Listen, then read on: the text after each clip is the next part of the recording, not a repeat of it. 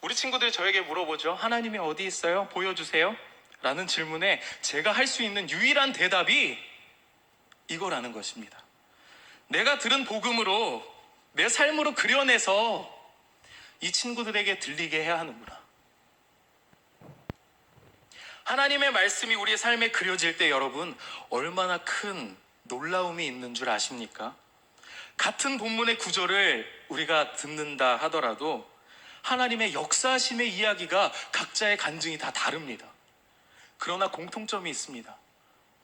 하나님의 말씀을 들은 사람은 은혜를 받고 구원을 받습니다.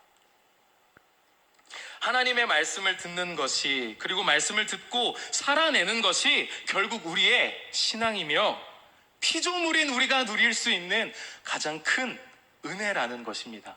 아멘이십니까? 아멘. 제 가슴에 들렸던, 제 삶에 들렸던 말씀의 이야기를 나누고 말씀을 마무리하고자 합니다.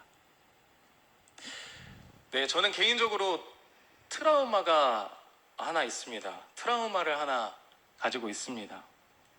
자고 있을 때 문을 두드리는 소리가 좀 크게 나면요, 예를 들어 이렇게 자고 있다가 어떤 게 쿵 떨어지거나 아니면 누군가 문을 두드리거나 숨이 잘 안 쉬어지거나 심장이 벌렁벌렁합니다.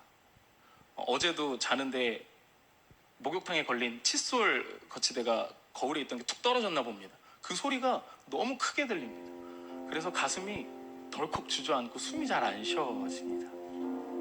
그뿐만 아니라 자고 있다가 작은 소리가 들려도 사실은 좀 예민하게 깨는 편입니다. 트라우마가 좀 있습니다. 6년 전에 한 새벽 3시쯤에 6년 전에 어느 날 새벽 3시쯤 됐을까요? 철문이 쾅쾅쾅쾅 엄청나게 큰 소리로 쳐졌어요. 누가 우리 집 문을 막 두들기는 거예요. 엄청 세게. 자다가 너무 놀랐어요. 그래서 뛰어나가서 문을 열었는데 경찰인 거예요. 근데 그 경찰이 하는 말이 왜 전화를 안 받냐? 무슨 일이에요? 동생이 사고로 중환자실에 있다는 거예요.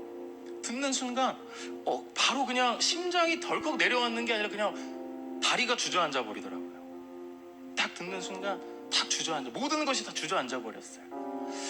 그때의 충격이 지금까지도 있어서 자다가 이렇게 어떤 소리가 뻥 나면 숨이 이렇게 턱 막히고 가슴이 덜컥 내려앉고 심장이 쿵쾅쿵쾅 벌렁벌렁 거립니다. 진정이 사실 잘 안 돼서 다시 잠들기가 좀 힘들어요. 그래서 중환자실에 입원해 있는데 정말 많은 분들이 기도해 주셨습니다. 여의도 순복음교회에서 매일마다 매 예배 때마다 이름을 올려서 기도해 주셨고요. 치료를 위해서 많은 분들이 오셔서 함께 기도해 주셨습니다. 이영훈 목사님께서도 오셔서 기도를 해주셨어요. 안수를 해주셨어요. 정말 놀라운 건 그때 제가 알았어요. 사람의 이 청각이 얼마나 예민한지 제가 그때 알았습니다. 동생은 교통사고로 양쪽 폐가 터진 상황이었어요. 그래서 자가호흡이 안 됐고요. 아산병원에서 에크모라는 기계로 피를 돌려줘야만 산소의 공급을 받을 수 있었고요. 너무 그것이 고통스러워서 계속 24시간 내내 프로포폴이라는, 잘 아시죠? 프로포폴이라는 그 마취제를 24시간 투여해야만 겨우 연명할 수 있었어요. 그래서 마취제를 24시간 동안 집어넣고 있는 상황에서는 면회를 가서 이야기를 해도 듣고 있진 않는 것 같아요. 그냥 잠만 자고 눈만 감고 있는 것 같았어요. 그래도 저는 갈 때마다 늘 귀에 찬양을 불러주고 말씀을 들려주고 말씀을 이야기하고 기도를 해주고 늘 그러다 왔었죠. 근데 이용훈 목사님께서 오셔서 기도를 해주시는데 목사님과 장로님 또 부모님 또 기도하시는 분들이 함께 기도하는데 목사님이 기도가 한 문장 한 문장 끝날 때마다 우리가 아멘 아멘 할 때마다 얘가 누워있는데 왼손을 번쩍번쩍 드는 거예요. 아멘 할 때마다 왼손이 돌아요. 근데 얘가 왼쪽이 다 부러졌거든요. 왼손은 이미 다 부러져서 막 그 깁스를 하고 있었어요. 근데 그런 상황에서 아멘 아멘 할 때마다 그 손이 번쩍번쩍 올라가는 거예요. 그 다음 주에 이용훈 목사님이 주일 예배 때 이야기해 주셨어요. 한 청년이 중환자실에 있는데 다 묶여있는 상황에서도 기도를 하는데 아멘 아멘 할 때마다 그 손이 올라가더라. 놀라운 하나님의 역사를 경험하고 왔다. 함께 또 기도하자라고 이야기해 주셨어요.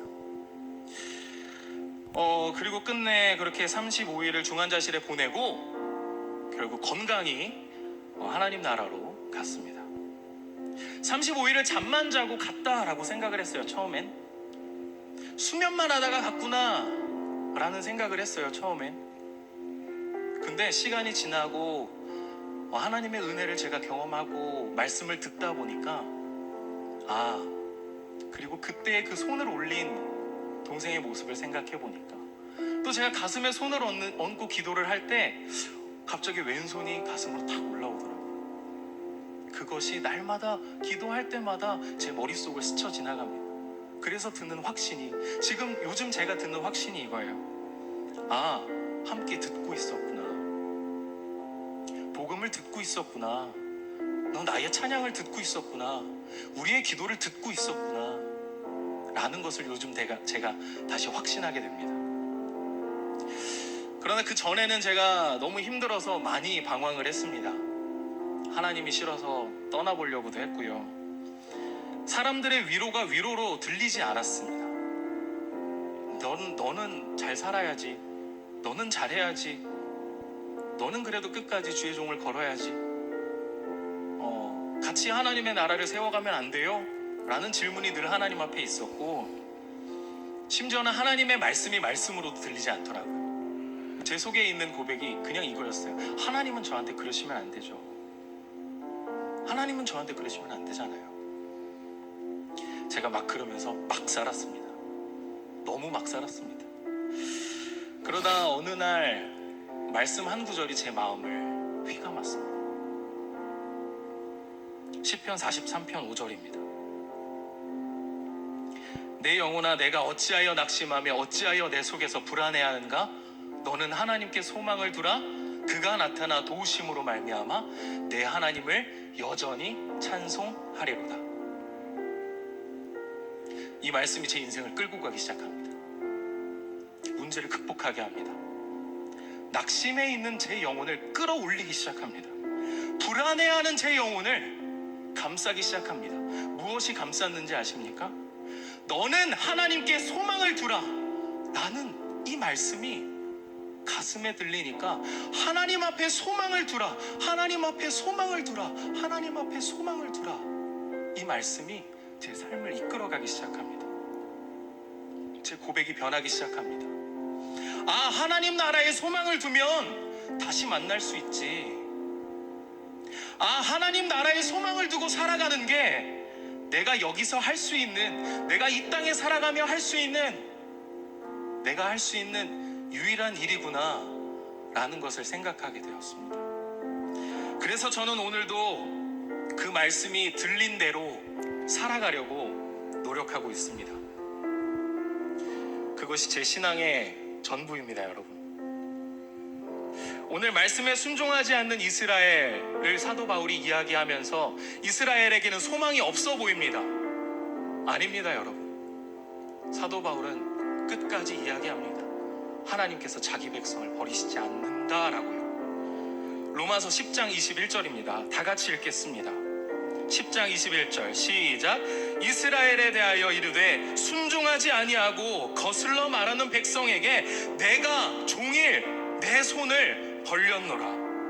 순종하지 않고 거슬러 말하는 우리에게, 불순종하는 우리에게, 하나님을 외면한 우리에게 조차 하나님은 여전히 종일 그 손을 벌리고 계십니다.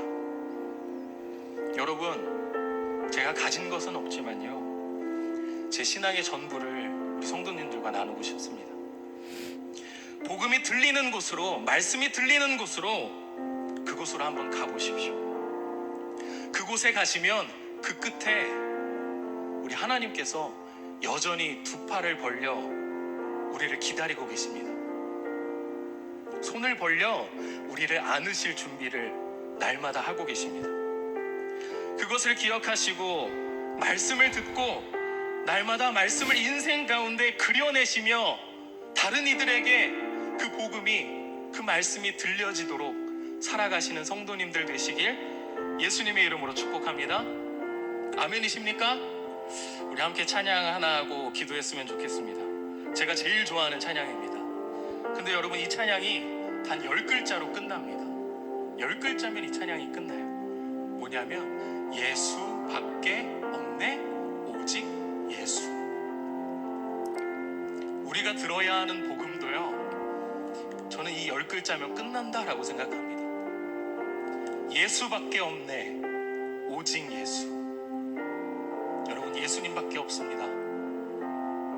그것을 나누고 싶었습니다. 우리의 삶에 정말 예수님밖에 없고요, 예수님만이 우리의 소망이 되는 줄 붙잡으시기 바랍니다. 아멘이십니까? 우리 함께 찬양하겠습니다.